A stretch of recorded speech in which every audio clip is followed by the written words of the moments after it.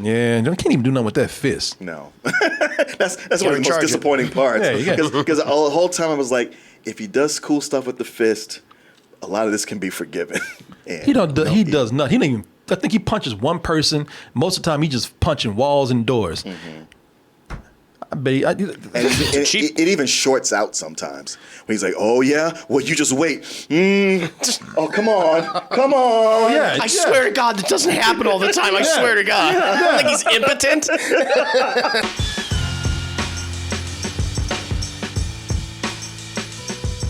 Hey everybody, before we start, I have a word here from my sponsor. And one of the cool things about what I do and having such a young audience is that I have actually seen some of you grow up from kids to being responsible adults. I mean, look at you. You're married. You're actually married. You got a cool car. You got that fancy new apartment, nice house. Oh, and that new puppy, adorable. And they all need insurance. See, man, I knew it. This adulting thing is crazy. It's hard. You know, you get all this cool stuff, you start having fun, and then responsibility comes in and just ruins the whole thing. But it doesn't have to be like that, because Policy Genius is here to help you insure all the important things in your life while saving you money and time so that you can get back to enjoying your life. You see, Policy Genius is a marketplace, not an insurance company. That means that you'll be able to compare quotes from different companies in minutes, saving your time right there. And if you need some help, because I know it's a lot to process, Policy Genius has unbiased experts ready to assist you in figuring all these things out. They got a phone number right there. You can also talk to them live in this live chat online right here. And you know me, I'm always going to do my best to make sure I'm not steering you wrong. So I went over to policygenius.com myself. It's clean, it's organized, and you'll have no problem finding what you need. And remember, you can save $1,300 or more per year by using Policy Genius to compare life insurance policies. Some of you even starting families right now, and I'll be honest with you, that completely blows my mind. But don't get me wrong, congratulations. I'm very happy for you. I even got some good news for you. Right now, you can save 50% or more on life insurance by comparing quotes with Policy Genius. Visit policygenius.com/double toasted to shop the market and start saving today. Do it now. Look at my babies all growing up. I'm so proud of you, and I want to thank you all for your support and Policy Genius for sponsoring this video. I finally saw it. The thing that you paid me to watch. The thing that you've been on my back for months saying, man, look, we bought this shit, all right? Ain't nobody playing with you now. Where is our review for Iron Fist? This is my destiny. People, I know y'all are saying, what the hell you doing reviewing this? This is what, about 4 years old right now? Well, that's the thing, man. You know, sometimes our past catches up with us. Thanks to you. I mentioned that I have not seen this before, and maybe I kind of had it coming because I was gloating about it. You were. Yeah. Oh, yeah. You were lording over everybody. What are you talking about? Yeah, boy. Glad I dodged that bullet right there. Guess what, y'all? I didn't have to see shit, you know, because y'all watched it for me. Y'all, man, those are your words. Yeah. You guys watched it for me. I don't have to watch. Y'all told, you know what? I'll put the blame on y'all. I ain't taking this. Y'all told me how bad it was. So I just openly admitted, well, you know what? Ain't no use in me doing that. You did the work for me. You told me, no, fuck you. You told me not to watch. I got warned for years. And then all of a sudden, all y'all mentioning, you know what? Yeah, man, why should we have to suffer when that Negro's out there running free, gloating about it, talking about how much he, oh, fuck it. You know, y'all gave me $200. What can I say? Yeah, you would have signifying monkey. Mm-hmm. Y'all paid me, and I was a hoe. You know, what can I say? Yeah, I put the blame on both of us right here in a way. You told me not to watch, and then I said, well, if you pay me to do it, I'll do it anyway. And God damn, man. God damn you to hell. Y'all, been a lot of things I've done for y'all, but y'all have killed me with this one. Y'all killed me with this one. Y'all killing me with this one. I've been giving y'all 20 years of entertainment. Y'all knew this shit was bad. Y'all knew this shit was gonna drive me on my goddamn mind. Why y'all do this to me? Which I ain't even playing, people. I've never had more of a miserable experience watching anything like I have watching this right here, man. People, I've done 12-hour streams. I've done a 24-hour stream. I've drank a half a bottle of bourbon on this stream for money. I watched two. You did? I did. I watched 2 girls, 1 cup. Oh, that's right. I spent all last weekend moving from dusk to dawn. And I would still rather be doing any of those things than watching this shit again.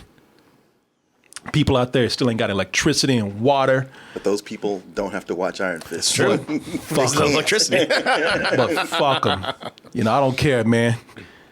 You know what? Exactly. You ain't got electricity. You ain't got cable. You don't have to watch this. You're the lucky ones in that case. I'm sorry. This will be one of the few times I say it. Fuck y'all. I don't care. Y'all didn't have to put up with this. No one should ever be forced to watch. Look, if you want to go in and, dip your toes in for a little bit, dabble a little bit, check out an episode or 2, or even if you want to watch the whole thing, take a break, that's fine. I watched about 4 episodes of this throughout the months, the last 2 months or so. But this weekend, I went ahead and buckled down and watched 9 hours of this straight. I went to bed, but I woke up again and started watching more. Our car, the alternator stopped in the car. I had to go out and wait for the tow guy. I actually sat in my car watching that while I was sitting there doing nothing. I ordered some Chinese food at some place. They bring it out to you. I sat in my car watching Iron Fist while that was happening. So everywhere I went, Iron Fist was right behind me from the moment they started. So if you don't know about Iron Fist is the Immortal Iron Fist is Danny Rand.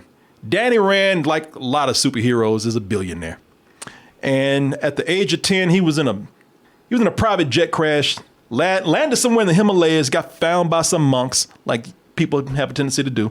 And they taught him how to be not only a martial arts master, but he's also the protector of their realm, known as the Immortal Iron Fist. Why? I don't know, because he's stupid as fuck. Yes, he is. It's a major attribute. But yeah, he really is, man. I'm not trying to hate on this, people. I told you, I tried to like it. And I looked past it for a lot of dumb things that they did.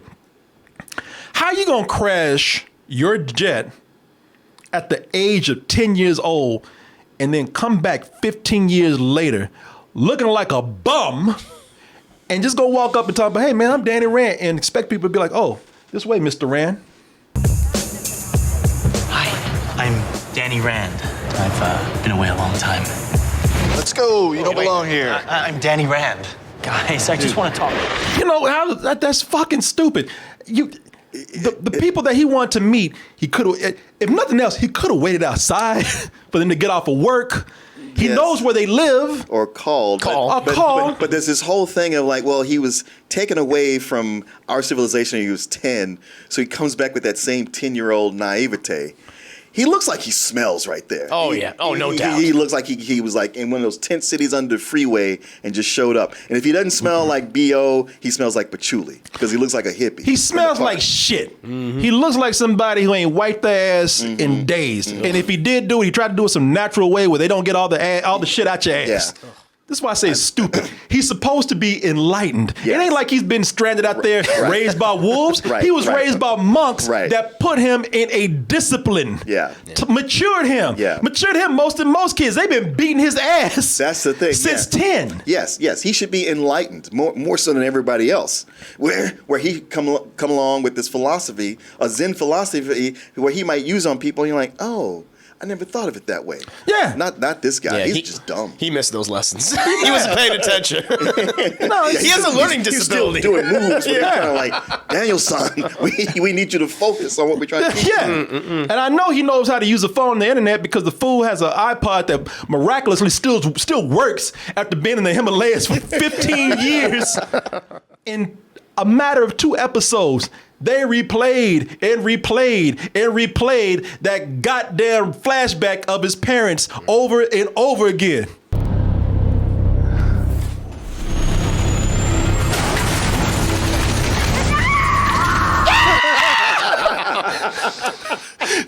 she went out like she was riding a motorcycle. At that pose, and you know what? I'm laughing about it because you should have sat her ass down. You know what? You want to be a good parent to your son. Try not to die and put your fucking seatbelt on. Yeah. That's the first thing they tell you. Yeah, first thing they tell you, I gotta be with my Danny. Yeah, not for long. We got you, Danny.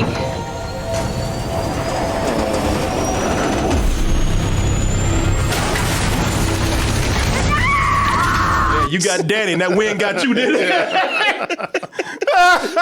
So apparently, stupidity ran in the family. He took out his mom. Dad was the one that made the money, I guess, because you don't see Dad over there trying to be like, hey, son, I got you, son. He listened to the stewardess. Maybe in your seats. He's like, shit, I can have more kids. Yeah. Shit, Dad is like, if I survive this, I can get a new chick. Oh, and I hope Danny lives too. I mean, that'd be cool if Danny lived, but, whatever. Hey, Danny, you all right back there, smart?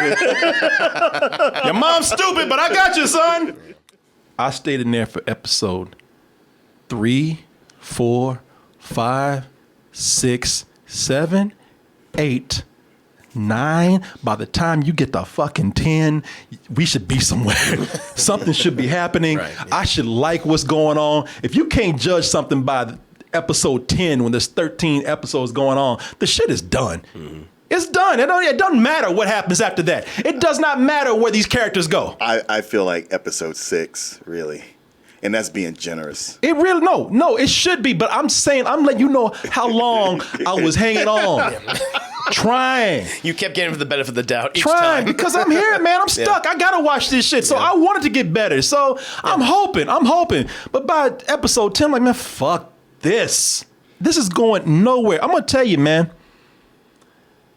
This is the right time to watch this, because what we have here is the comparison between what Netflix was doing with the Marvel properties and what Disney's doing with the Marvel properties right there. Now, you're going in with two different approaches. One is trying to be more adult level, and this right here trying to be anywhere from PG to PG-13. Still somewhat family friendly in a way. Mm-hmm. But I'm gonna tell you though, man.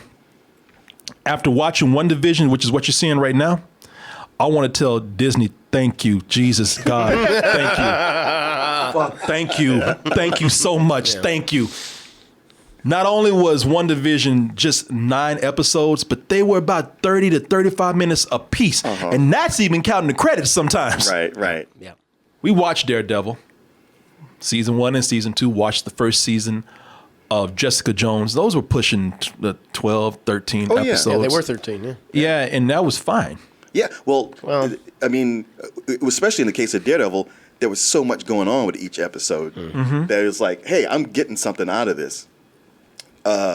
Whereas, and Jessica Jones had stuff going on. It was too many episodes, but it was still, most of the episodes had a lot going on. And with Iron Fist, there's a lot of feeling like you're spinning your wheels and just not going anywhere. The first 5 episodes, they were spent more in business meetings than they did fighting crime. Mm-hmm. Yeah. Am I lying? Oh, not at all. Not at all. I'm like, man, we're in the office the whole time with this. When I was watching this, I was like, you know what this is like? This is like hanging out with Batman during the day. when he's at his job. It's funny because it does have that same thing of the character coming from the Himalayas, coming back to his company going like, hey, I'm ready to assume my title again. Yeah. In Batman, it was like, oh, yeah, this works out just fine.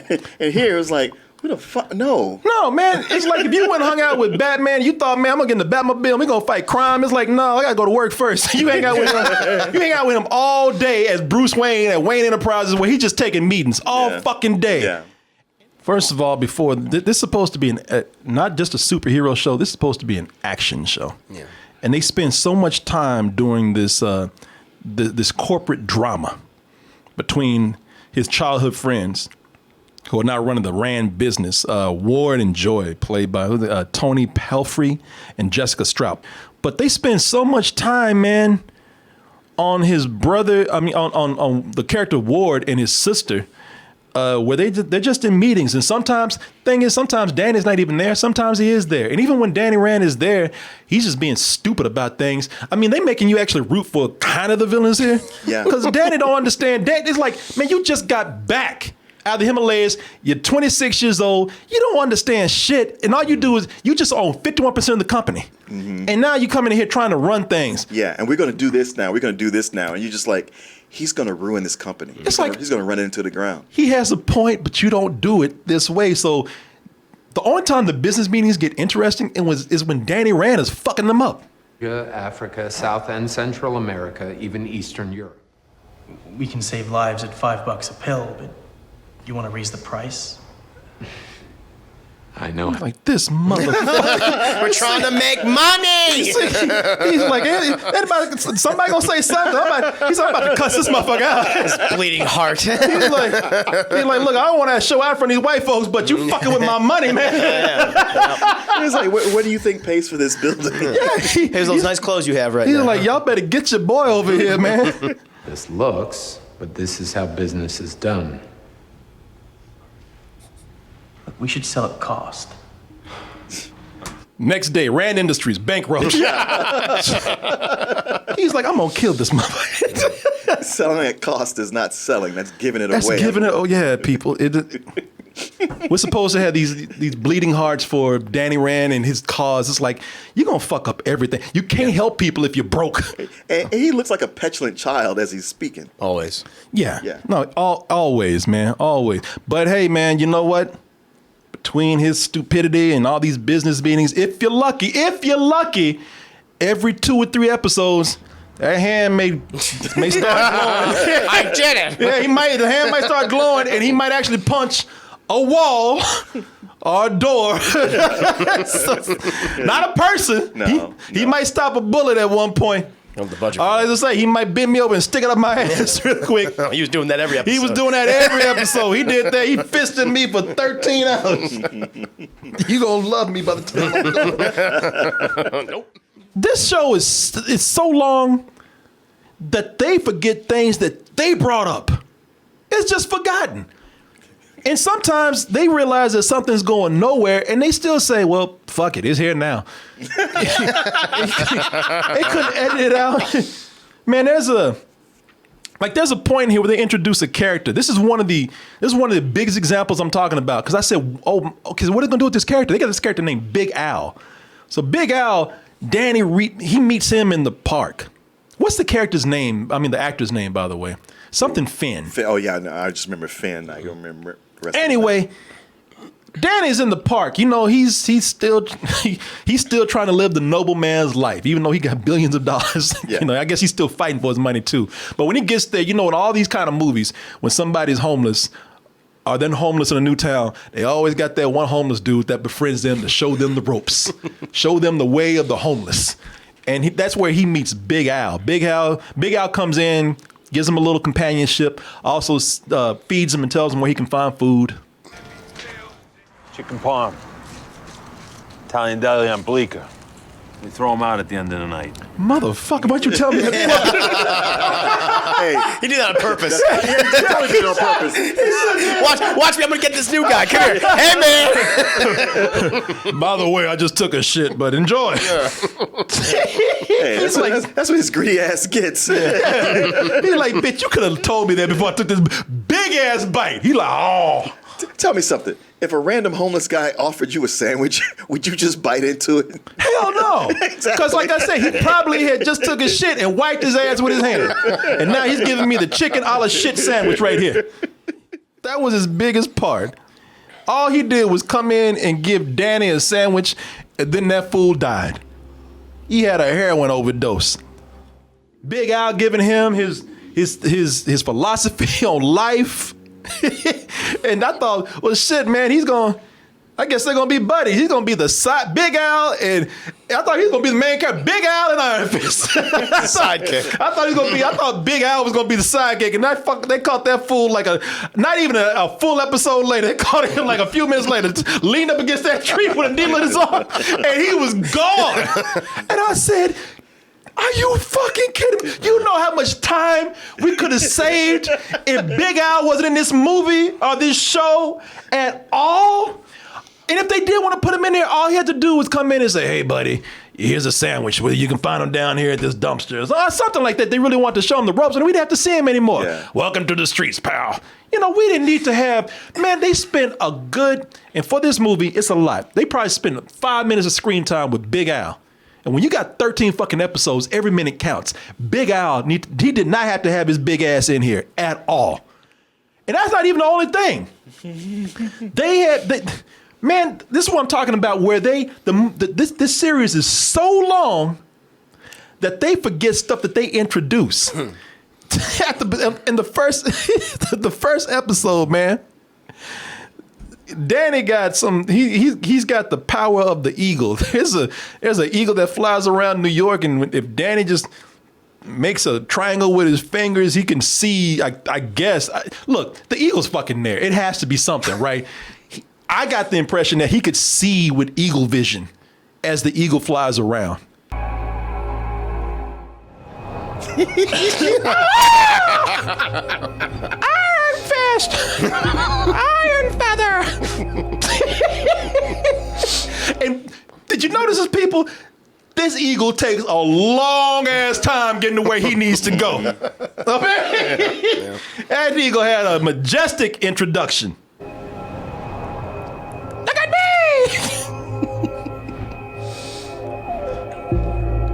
Yeah, it's like some Assassin's Creed shit. That's exactly what I was thinking of at the time. This is Assassin's Creed. He's Ezio Auditore. Yeah.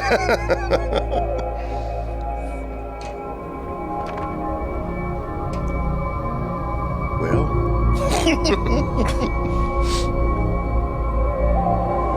What the fuck are we doing, man? All right. Could have saved a lot of time. What is going? Do you see what I'm saying? What are we doing? What is the fuck is this bird doing? I thought the bird was gonna talk or something. Hello, my name is Charles.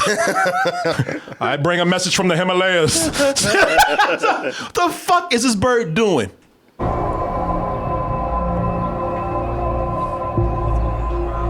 And that is it. Well, he does Tai Chi. Why in he the does? park. And I'm like, does he have the vision of the bird? That bird don't come back after that. No, let me change that. That bird comes back in almost the same shot by the end of the movie. I'm like, and I looked at that bird. I'm like, where the hell you been? You had this big ass intro right here. I sat up here and waited for you to do all this shit, and nothing. So I'm thinking, there's two things here. Either way, we could have saved time. Either that bird was in here for no reason at all. The other thing is that Danny's just a punk. Yeah. Oh, God, all the time. Very much a punk. Yeah, and the Defenders too. Yeah, Danny is just, you know, for like I said, man, for someone who went through a strict discipline with monks, he acts like a child. He acts like a bitch. He just he sits around. Tantrums. Yeah. He's supposed to be somebody that came back, got his ass beat for 15 years so that he wouldn't get out of line. But the moment those monks were gone, he acted a fool. Hate me that much? Yes. Because the Danny Rand that I knew, he's dead. And I want him to stay that way. Fuck you! I'm gonna tell my mom! And it's not even that, man. Like, okay, you lost your temper. I got it. All right. You know, this whole thing has been, you've been trained in the mystic arts of discipline, which haven't done you any goddamn good at all, but it's just stressful for you. And these people are pushing you. Okay, take it out on them. Don't take it out on the waiter, the minimum wage waiter who's just trying to do his job. For me to have. Fuck you, Jerome. Jesus. God, like, man, I'm just doing what did I do? I'm like, wow, man. Fuck this dude. Danny, I do not like, man. And he's your main character. So Yeah, he's the main So one. where do you go from there? Well, perhaps you have a charismatic villain. Oh, you asked too much. Yeah. Come now. You know, this show is so long that it looked like they started running out of money. Oh, it's cheap. I think it's the cheapest of the whole. Oh, yeah. It definitely is. I was like, you got some nerve. There's a point here where the whole thing is that they are challenging the hand. Now, if you have ever seen any of these shows, the hand ends up being the Thanos of of the Netflix universe. Wow, what a comparison. The hand. And okay. That hand don't even snap. Which is, just a big group of ninjas. It's just pretty much. Yeah, just a big group of ninjas, and led by a woman named Madame Gao. Madame Gao takes the hand, and they go over. They got their whole thing, their operations in China. So Danny says, you know what? I got my private jet. Let's go hit them on their turf. Let's go over to China and fight the hand on their own ground.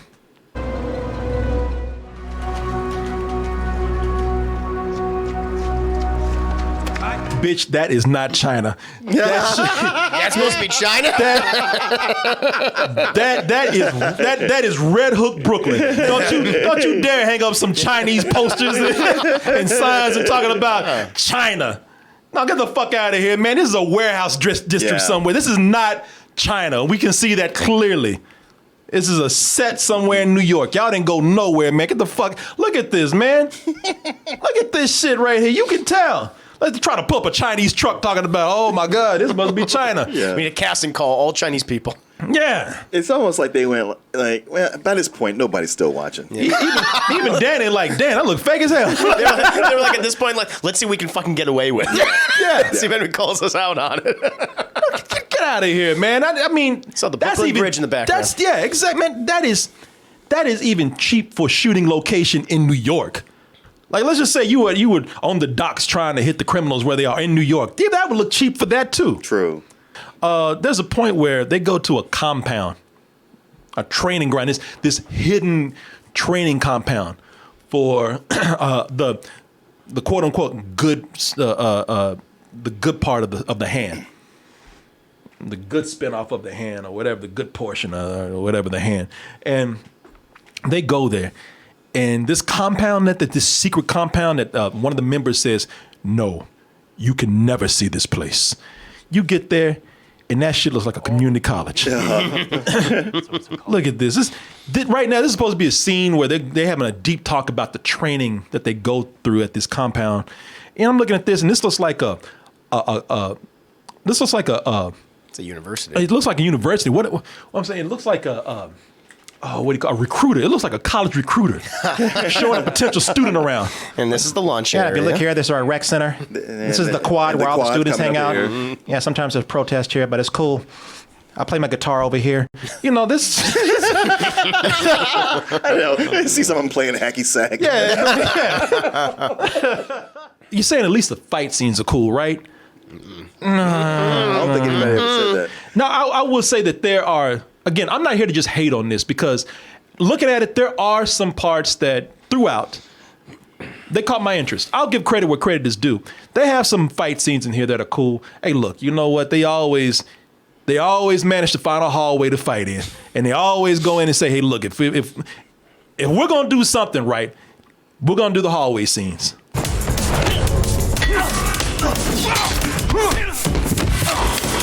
Okay, I'll take that back. Yeah, man, look at all those quick cuts, all that slow motion. It's that. like, compare this to any of the action scenes in Daredevil. Right. It's Yeah. just, oh my God. Yeah, there's too many quick cuts right there. I'll take that It back. might as well be Liam Neeson. Yeah. If you talk about giving credit where credit is due, I will say, after going through all this, when it got to the 10th episode, I thought it was a little bit better because it was more about fighting. You had that one... Yeah, I'll talk about that in a little bit. Yeah, there was a... Maybe the elevator scene was good. The only reason why I would give that any credit is because they're choosing interesting angles to do it in. And the camera does stay longer on the fighting than they did in some of the other things here. But the rest of the fighting in here, yeah, it's not that good, man. I'm looking at some of the scenes that they've done. That was one fighting scene. Did I even get that? Yeah, they're shooting around actors that don't know how to fight or have very, very minimal training. Yeah. Some of the fight scenes they're just bad because they look stupid. They got one that looks like a cheap ass spook house right here. Reveals who you are. This looks like the 90s Ninja Turtles. It does. when the Ninja Turtle set looks more realistic and better than what you do for Iron Fist, get the fuck out of here. Looks like a 90s music video going on. Those fog machines, though. Fog machine, these lights down here. There's no reason for there to be fog inside of a building. Yeah, that's a good point. Fair enough. This shit, look how cheesy this looks. Yeah. Just random fences and candles. Looks like The Crow. This looks like The Crow to me, seeing this. There are some things here that I thought were interesting things to present, but they lose so much control over their narrative, man. They don't know what to do with these subplots. The character of Ward. There's a part in here where he's addicted to painkillers, and he's addicted to painkillers, but they don't do anything with that story because all they want to do is they just want to create this unnecessary drama between him and his sister, so that they have a reason to take him out while they're trying to negotiate things. You know this, and I can tell you why it feels like nothing, because he spent so many episodes of him like going around doing drugs, rubbing his neck, grabbing his arm, sucking dick, and when they get to this point where he has to go to the hospital, they actually lock him in an asylum and get him some help. They come in, they give him a cure, they give him a COVID vaccine shot, and he's good. Yeah. He is good after that. That's good. That's kind of insulting, honestly. Oh yeah, that's like a fuck you. Did they even say that's like mystical and magical or anything like that? Is it some of that Iron Fist One of the juice? guys from the Hand came in and gave him a shot. So, there it is. Yeah, but that's one of those. It's bullshit. That's one of those bullshit magical excuses. Yeah, it's not just magic. Okay, we can deal with magic in movies if it seems like it's actually serving the story. This is like, well, we just need to get something over with quick. Yeah, it's an easy fix, and we don't know what to do with this character now. So they gave him let's get rid of this. Yeah, I gave him a shot. He's not really sucking dick, y'all. By the way, I was joking. Man, it's been a while since I've seen it. Yeah, I was like, No, that scene though, that was real. I mean, Good for him. That would make the dedicated. series memorable. Yeah. You got to admit. You got into the sucking dick Yeah, of episode. course it didn't happen because no one would forget that. Yeah, exactly. They would put the series on the map. Really kicks in the gear. But the other insulting thing is that they think that we want to follow what happens with Ward because nobody's here to watch Ward. No, they're not here for his sister. They're there Ward as show. ancillary characters on the side to serve the story, the main narrative of Danny Rand, the Immortal Iron Fist. They don't do that. They spend so much time doing these business deals, transactions, corporate dramas, and then even when you are interested in this character, because look, I said, man, I'm starting to like this corporate soap opera that they have going on. It's a soap opera. Yeah, it really is. It's a soap opera drama, and I'm starting to like that more than I like Iron Fist character. At least I'm into these characters over here. But when you start pumping people full of magic, and he's like, an hour later, he's like, I'm back. What did I miss? And it's like, man, shut up with that bullshit, man. If you're going to do magic, make it somewhat believable. They have Ward's dad, the guy who's the drug addict. That character's played by, and you've seen him in things like. In Joker, Thomas Thomas Wayne. No, I don't know. Is that not him? No, that's not him. Okay. No, he's not the one. He was in 300 though. David Wenham is the character's or the actor's name. David Wenham. You'll recognize him. He's a character actor, but there he is right there. He plays. Oh, that's right. Yeah, it's not the same guy. Yeah, he plays Harold Meacham. He's Ward's dad in this. Another somewhat magical character. He can't die. He's retained youthful or not. Well, he hasn't aged in the last few years. And there's a point when I say he can't die. There's a point where he is killed. I don't know if you're really interested. I'm not going to tell you about who, but he gets murdered, and his body gets dumped out in the middle of a pond, really. And he comes back, and when he comes back, he's bumbling around the city, just kind of like an idiotic Frankenstein. Oh, smells good. Smells so good. Hey, wait! What the fuck is wrong with him? Okay, now at that point I'm thinking, well, this is interesting because as he dies and comes back, his mental capacity decreases. Mm-hmm. That's going to be interesting to see what they do with that. Man, by noon, he's back to old evil Harold again. Yeah, he's back. Like, how can you, like, he comes back, he doesn't even know what a hot dog is. Right, or hot water. Or hot water. Yeah. But when he comes back, by noon, he's back to running things, back to being the smooth criminal that he was before he died. And it's like, okay, so why was that even done? You're absolutely right about that. Because when Harold Meacham comes on, I was like, oh, okay, well, now we have a villain. We have our colorful, over-the-top, scenery-chewing villain. This I can get behind. I mean, he's kind of making this a little bit fun, and then he's taken out. And yeah, all this just for him to come back and business as usual. Yeah. You're like, what was even the point of that? What was that for? They got his love interest, Colleen. A lot of people have been talking about. I don't even want to go there with this because there's so much more. They've been talking about the appropriation and like, all right, you know what? You got this white character that is unlikable anyway. And it is, look, I'm going to tell you, it is one of those shows where, you know, you got the guy the white guy who knows martial arts, and all the Chinese, all the Asian people are bad. Yeah. All of them are villains except for the one he's having sex with.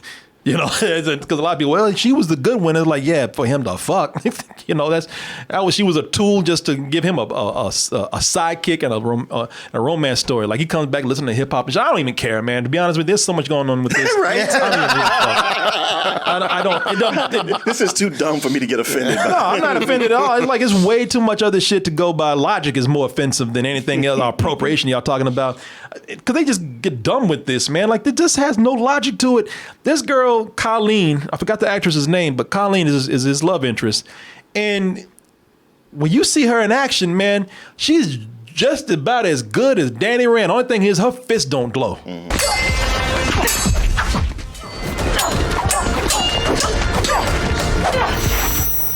It's like, okay, so this is a chick who has a dojo that she can't even pay for, where she teaches high school kids that have been kicked out the house, which is cool. But how can a chick in Brooklyn, a rundown where she can barely even get things fixed around there, why is it that a dude he lands in the Himalayas and he gets mystic powers from monks, and her broke ass Brooklyn powers are just as good as his? Yeah. Yeah, I can't even do nothing with that fist. No. That's one of the most disappointing parts. Because the whole time I was like, if he does cool stuff with the fist, a lot of this can be forgiven. He does nothing. He don't even. I think he punches one person. Most of the time, he just punching walls and doors. Mm-hmm. I bet it even shorts out sometimes. When he's like, "Oh yeah, well you just wait." Oh come on. Yeah, I swear to God, that doesn't happen all the time. I swear to God. Yeah. Like he's impotent. It did feel like that. Yeah. You can barely even jack off with that hand. Much less doing 20. Can't even get hard with that. That hand probably has to start glowing to jack off with. Come on, man. Even his enemies is like, using too much. You're gonna get it. Wait. Wait a minute. Let me charge it up first. Ooh, you just wait. No, time. Yeah. You know, you already got too much going on. As you heard us say. And none of it's interesting. None of it's interesting. It's too much going on. And, you know, and if you don't know it's 13 episodes, you're probably thinking it's about to wrap up. You're probably thinking it's going to be done. Like, you're going to get to, like, episode 9, and you're going to think, like, okay, we're about to be done with this. Thank God. And then they bring on 2 new characters. Like, no! Fuck no! Don't do this! Yeah. Man, they bring on 2 dudes, one named Bakudo. Looks like you've been smoking Bakudo right there. Hey, man. Hey. It's spaced out. And they got another dude named Davos, who is the serpent. What is his name? The silky serpent or some shit? Silky serpent. I like when you're looking at your hand ain't shit. What you gonna do with that shit? That'd be more impressive. What I'm gonna do, screw that shit into my lamp? Yeah, man. They introduce these 2 characters like, come on, man. Now that means we just gonna stretch this out, and they do. I will tell you that I do like when they come in, because I think that's where you said it starts getting to the fighting. Yeah, there's that. I don't know if like their Game of Death episode, but they like I'm not sure if that's when he has to ascend the tower fighting all the people. But I know one of the early guys he had to fight is an Asian guy who seemed like he was in a completely different show because he's actually got humor. Yeah. But watching him, I was like, this guy can actually fight. Yeah. And that whole episode, I was like, okay, this episode was better than what I've seen. So maybe from here, they'll get it in the last 3. No. They give you false hope. No, this story is just as stupid. You think because when these two characters come in, they are actually more centered on Danny at this point. Even though the business stuff is still going on, I ain't going nowhere. But when they come in, it's like, all right, you know what? At least we're getting on Danny's story. Got more fighting coming in, and those stories don't go nowhere. Those stories are just as lame as anything else. I mean, and maybe they are something, but the problem is that this, you're already 9 or 10 episodes in. That's a lot. That's 9 hours, people. Yeah. And by that point, you just don't care. I mean, why do you care if these two characters come in when you haven't cared about anyone or anything that has happened? And that's what made this so miserable when you're watching it or you're binging it. Like, look, it's not good, but if you're able to watch in spots and get up and take a break, that's fine. When you binge this, man, it is a miserable experience because you just spend hours and hours and fucking hours not caring about anything that's happening. You're just watching. Yeah. That's all. You're just watching. And then they just bring in people. I'm talking about making this long for no reason. They just start bringing in silly ass characters that you're not going to do anything with. They just make things longer. They got these heroin chicks that come in. And by the way, they advertise their symbol on their luggage for selling heroin. Like, they sometimes you try to make things so cool. Like, look at that. That's They do the Batman thing, where it has a bat symbol and everything. Yeah. So whenever the cops catch you for using heroin illegally by the hand, you can find them. You can find anybody walking around with that symbol there. Stick figure. Yeah, but these are chicks that go in to sell heroin to potential crime lords and buyers. And they go this whole thing with them coming in, looking all sexy and whatnot, making this really big introduction. They get in and see the guys, and they have to do the whole thing. And this is just to get guys off, to again, just kind of tease dudes. They go in and they show their legs and, they open their shirts up and whatnot. And it just, this does nothing, man. It just does nothing but make this shit longer. I completely forgot about that. Yeah. Not even watching it now, it doesn't even look familiar. And talking about bringing in random people, this was, I'm telling you, man, they bring in people that have nothing to do but stretch this out, or they're trying to pay homage to certain things, and it's just clumsy.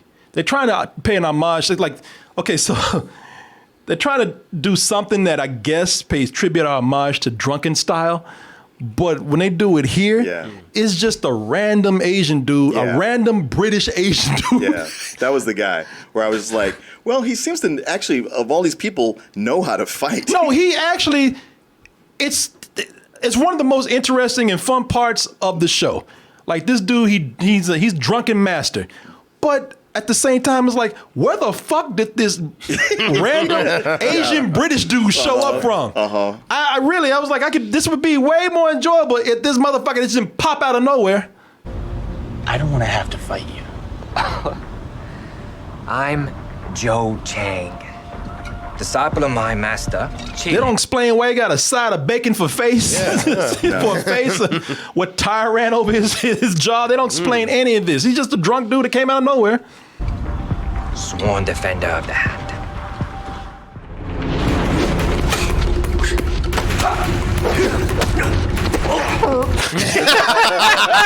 He fired on his man. I love how Danny is looking at him like, what is that thing you're doing with your face? You're smiling. Yeah. I was told nobody on this set was supposed to have fun. Oh, is this the guy that's going to be in Mortal Kombat? Yeah. So that makes actually. It's Cole Young, I think. Oh, you know what? The character he's playing.